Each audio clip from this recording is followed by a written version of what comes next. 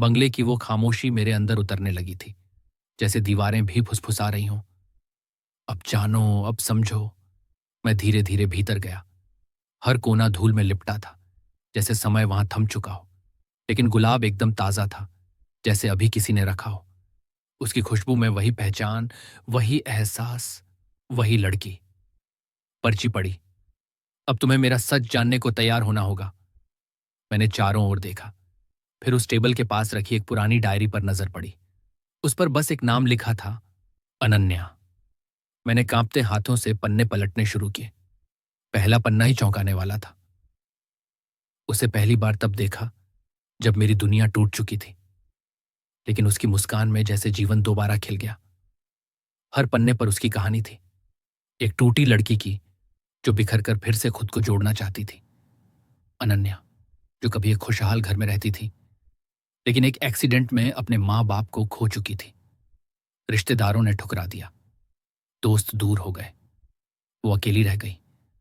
लेकिन एक दिन उसने एक लड़के को देखा। भीड़ में मैं था वो मुझे देख रहा था, पर जैसे खुद को तलाश रहा हो। उस दिन मैंने पहली बार महसूस किया, शायद मैं अकेली नहीं हूं। हर शब्द मेरे अंदर उतरता जा रहा था। मैं समझ रहा था, उस एक नजर ने सिर्फ मुझे नहीं बदला था, उसने भी उसे बदल दिया था। फिर पन्नों में एक जगह लिखा था, मैं उसे परखना चाहती हूं, क्या वो मुझे भीड़ से अलग पहचान सकता है? अगर हां, तो शायद हम दोनों अधूरे नहीं हैं। मैं कांप गया। मुझे समझ आया, वो सारे इशारे, गुलाब, पर्चियां, सब एक सफर थे, जो मुझे उसके दिल तक लाने के लिए रचे गए थे। उसी वक्त ऊपर की सीढ़ियों से किसी के आने की आहट हुई। मैंने मुड़कर देखा। वो थी, सफेद सूट में, हल्की मुस्कान के साथ, जैसे समय थम गया हो। तो पहचान लिया? उसने पूछा। मैं कुछ नहीं कह पाया, बस उसकी ओर बढ़ा और कहा, तुम वही हो जो मेरी हर सोच में थी, हर नींद में, हर पल में। उसकी आंखों में हल्की नमी थी। मैं डरती थी कि अगर तुम मुझे पहचान नहीं सके, तो शायद मैं फिर किसी पर भरोसा नहीं कर पाऊंगी। मैंने उसका हाथ थाम लिया। तुमने मुझे पहचानना सिखाया।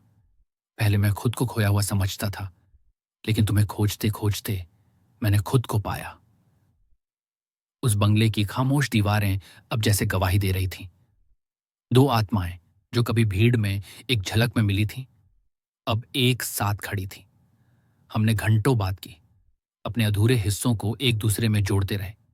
न अतीत की चिंता थी, न भविष्य की। बस एक पल था जिसमें हम दोनों थे।